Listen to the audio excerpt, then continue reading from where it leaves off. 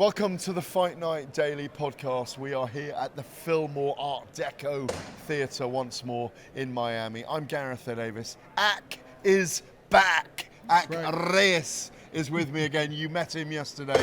You know him anyway. He's been doing hits all day on talkSPORT. We love him. We don't loathe him. You, sir, and I have just witnessed a fascinating weigh-in. If I can just throw this out there to you, 243.4 pounds Anthony Joshua, under the 245 pound limit. Jake Paul 216.6, looking good, looking lean, looking fit.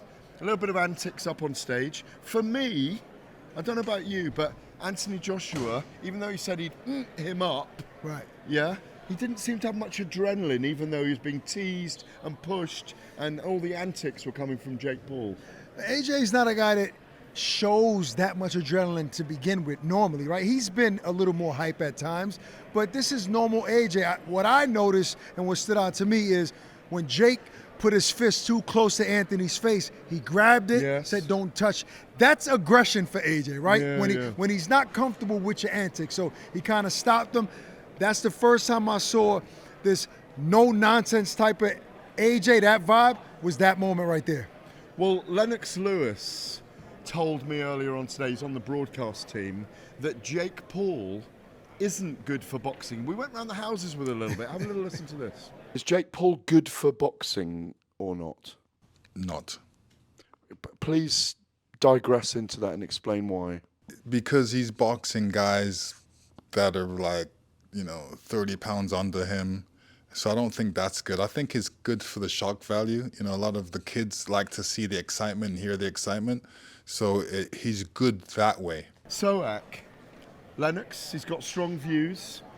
He told us today he'd have beaten Tyson Fury, he'd have beaten AJ in his prime. Would he have taken the fight with Jake Paul? He would have, but he doesn't like what Jake Paul's doing in the boxing world. That's what he meant. Well, is it bad for boxing? No. Well, first, I agree with one thing that Lennox said, and I don't agree with the other. I personally have Lennox Lewis as the greatest heavyweight of all time. Me too. So I think he would have beaten anybody, but I disagree with him in saying that Jake isn't good for boxing. When you're fighting on the biggest platform in the world, over 300 million subscribers on Netflix. You're bringing eyeballs to the undercard. There are women fighting on this card. There are other professional fighters fighting on this card. You might not like Jake per se, but to say he's not good for boxing, then you're discrediting everybody else on this card. And I love Lennox. No, I agree with you. And Lennox is very old school about these things, but Jake has definitely been the catalyst. And Nikita Badarian was talking to me about that this morning, for these millions and millions. Is it 300 million viewers so far? 6 million, 110 million for the Mike Tyson Jake Paul. Then you've got 43 million for Crawford and Canelo, 6 million for the women's fight, and we'll probably do 60 for this. So it's we're insane, getting over 200 million. It is insane numbers. It really is. So he's brilliant for boxing in that way, and because he is so big, he's become a catalyst for it. I mean, women's boxing is completely changed. Now, credit to Eddie Hearn, who brought Katie Taylor out, made her into a star. There are other promoters out there like Golden Boy that have done for women's boxing, but nobody, including Eddie Hearn, as great as a promoter he is, has done what anybody's done for women's boxing. He's changed lives. That alone right there is enough for me to respect Jake. Now, as far as him as a fighter, yes, he's a novice. Yes, he started boxing late. But since he started, he's taken boxing serious, and he's bringing more eyeballs than any prospect ever in history, right? So come on, man. Yeah, I mean, I got to ask you this, and I know what your answer is because mine is the same, because we've already said we think Lennox is the greatest heavyweight of all time. I got him at number one as well. Yeah. He said earlier on that he'd never lose to a guy with love handles, him against Tyson Fury in his prime. Do you think he'd beat Tyson Fury? I think he beats anybody. I mean, a prime-focused Lennox Lewis is unbeatable in my opinion because he's just too big, too strong, jab too stiff, just too big and good of a fighter for anybody to deal with. Now, he might have faced some adversity, but I think eventually he'd have been on top. Yeah, if you can hear that blowing in here, they've started the engines. When everyone's been in here, we explained to us by Marjorie, who was looking after us to the side here, one of the security ladies, one of the ushers, that when they've had a big audience here, they blow these out to clean the air out in the room. Too much germs in here, Too man. many germs in here, baby. We got to Too filtrate. many germs, yeah, exactly. Miami special. So with Roy Jones is going to join us in a moment, by the way, as well, and we'll get his take on it. Is Jake stimulating? We talked about boxing in America yesterday. Is he stimulating the bigger picture overall? I mean, I think you have your folks that understand what he's done for the sport and they appreciate it, but there's still that boxing fans out there that say they don't like the antics, they don't like what he's bringing to the sport, but those same fans will be tuned in on Friday watching. So at the end of the day, do we care about the naysayers on social media, or do we care about who's tuning in? They'll all be tuning in. It's a big audience. I'm going to guesstimate 40 to 50 million audience tomorrow night. That's not a bad guess. I was guessing between 20 and 40, somewhere in that gap, because I was surprised that the Amanda Serrano, Katie Taylor only did 6. I predicted that fight to do a little more.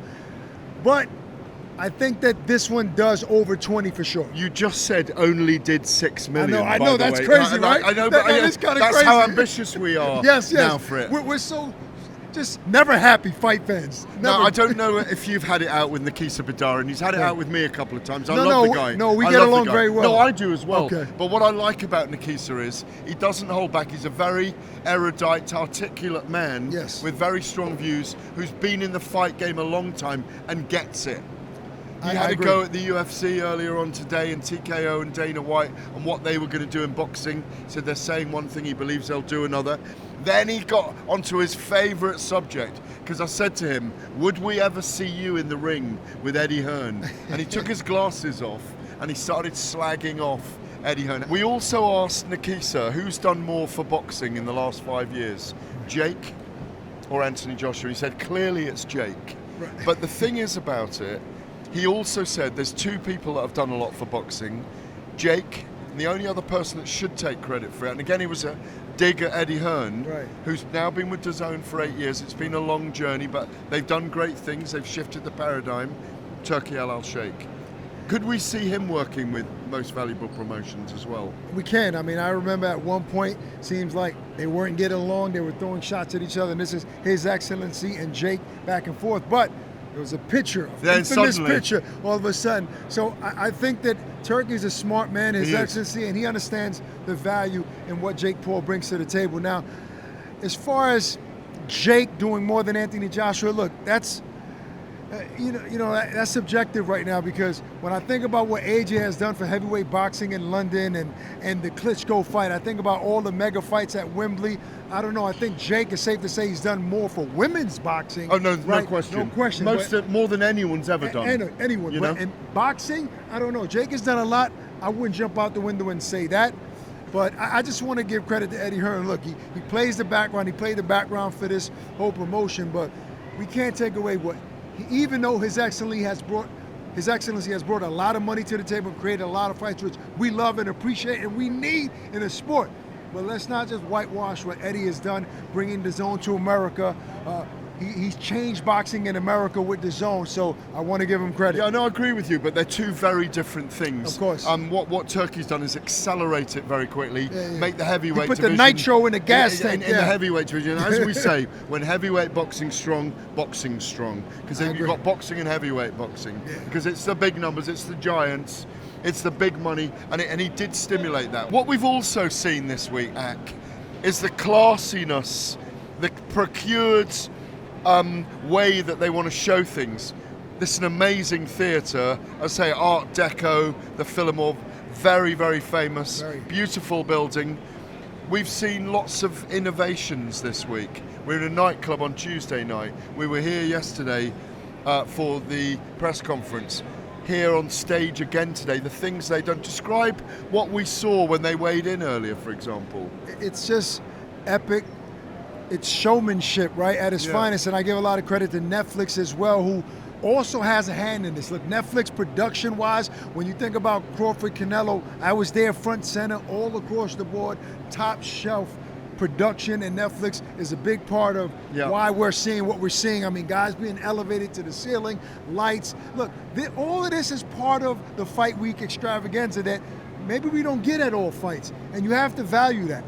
Yeah, it's the entertainment experience, Yes. isn't it? They're lifted up on that platform earlier on, the culmination of the weigh-in, and they've got, I like the clock that goes up to their weight. That's new as well. This is all brilliant. For me, Netflix are changing the ecosystem, and that's what's fascinating. They want to be the biggest app in the world. They want to create go-to programming. They know that sports fans, if 60 million people are tuned in, sports fans apparently, the research shows, the market research, they don't mind sitting through adverts because you're not binging a series, you're watching a live event where there's pauses. This is the shifting of the paradigm, and they're very, very smart about it. And they're the biggest platform in the world. So if anybody can shift the paradigm, it's Netflix. Absolutely. So the only way to end is with a legend. The former pound for pound number one, the heavyweight champion, the light heavyweight champion, all the way down the weight divisions, the one and only Mr. Roy Jones. Come on in the middle here, sir. How you doing? I'm very good Thank you indeed. for the introduction. Oh man, it's always lovely to have you. You are royalty. Thank you, brother. Thank you. We've talked about the weigh-in. What did you see up there today? For the first time, I saw what I thought was realness from Anthony Joshua, because he said the things he said, and he said things that were meaningful to me. He said, you know, Eddie started Jake, and Eddie brought me in to end Jake. That's really how the boxing world wants to see this. I'm a fan of Jake's. I like the fact that Jake has done what he's done. But to be Anthony Joshua, if you can pull that off, that is beyond shocking the world. You know, you're going to go beyond shocking the world for sure. So, and he does have a puncher's chance, but I think AJ understands the pressure that is on him, the expectations that are on him, and so I think with that being said, Jake gonna have a tough night. The great Ak was talking to me just now about the resonance of Jake Paul, why he's good for the sport. I agree with him. Do you think Jake is good for boxing, Roy? Man, listen, he got Netflix to get involved, and they've done this their third fight, and they've been doing tremendous numbers. How could that be bad for boxing? See, this is what people don't understand. People always want to hate. Don't hate. Negotiate and find out how to make yourself better too. You understand me? He's doing a beautiful thing. He's actually giving me some new ideas to go back and help male boxing come back to where it's got to come back to. What he's doing, he should have enlightened you and showed you a new way in today's era to go get it. And now he showed me a new way. Now I got to go back home in the lab and tweak a few things and go make it happen. Roy, we're all talking about what AJ is supposed to do to Jake Paul. Knock him out, crush him, right? What about an idea of Jake actually landing a big shot, right, and hurting AJ? What happens to Jake's career in the sport of boxing, right? Because now you're talking about beating a two-time heavyweight champ of the world, Olympic gold medalist. Does he automatically fall into those conversations of fighting the Furies and the Usyks of the world? Which is nuts. It sounds crazy. Well, he actually does.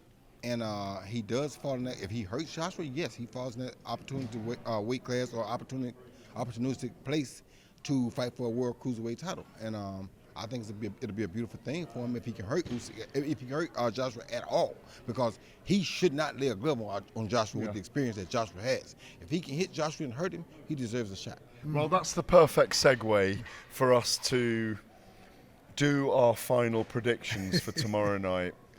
We'll walk out the Fillmore. We'll think about what will happen tomorrow night. I hope it's a show.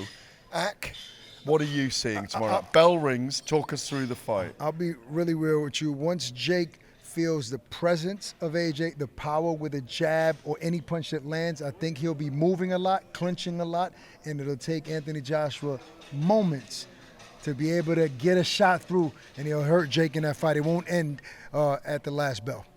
I am going to leave Roy to do the final pick. I see Anthony Joshua easing his way into the first fight. He lost 15 months ago. He's probably a little bit rusty. I don't think he's got loads of adrenaline in him and nerves in him about Jake Paul, because I don't think he truly sees him as a rival deep down in his soul and in his body. I think he marinades in the second round, and I think he knocks him out in the third, early in the third round. Roy, finish us off. How do you see it? Bell rings. What happens? Unless Jake gets on his bicycle, stays away, hits and ties up, which is what he should do the first 2 rounds, all he wants to do is go 3 rounds, in my opinion. If you go 3 rounds, Jake, you basically won the fight. You understand me? So even if he stopped you after 3 rounds, If you can last 3 rounds with AJ, That's a you win. basically that's a win-win for me. You understand Yes. me? So like he said, AJ has everything to lose and nothing really to gain. AJ but not let him go 3 rounds. If he does, it's going to look bad on AJ. There you have it. That means it has to go under 3. I Yeah. agree it needs to go under 3. Any more than that, and he hasn't done his job right. Yeah, right. Now, to my credit, I've already told Andre Ward that if Jake can hurt Anthony Joshua, I'm gonna start lobbying with Eddie Hearn. I want to see Andre Ward versus Anthony Joshua because if Jake can hurt him, then I know Andre can too. But now if Jake can't hurt him, Andre probably should leave him alone. Okay, we're doing fantasy fights here. I'm going to ask both of you as well as you're on. Next year, Tyson Fury against Anthony Joshua hopefully happens. We'll see what happens tomorrow night. How do you have that? Well, listen, I'm a big AJ guy, right? Develop a good relationship with over the years. When he is very confident, I think he can beat anybody. And I know that Fury is 6'9". He's such a good boxer. But from what I've seen as of late, I will pick Anthony Joshua to knock Tyson Fury out. What I like about that fight is it really is a 50-50 fight. You pick him, and it would totally depend upon how motivated Tyson Fury is. Because if Tyson Fury is motivated, he's a problem. He's already tall. He has a long jab. He gave Klitschko all kind of problems because Klitschko had never seen anything like that before. So he's a problem for anybody when he's motivated. If he's not motivated, AJ is definitely going to knock him out. I think it's going to be a massive build-up. I think Anthony Joshua's going to knock Tyson Fury down early. He's going to get up and he's going to stop Anthony Joshua. We're going to have a bookending heavyweight era fight. Ack, the man, Roy, our guy, Gareth Davies. Thanks for watching. We will be at the fight tomorrow night. You've been watching the Fight Night Daily Podcast.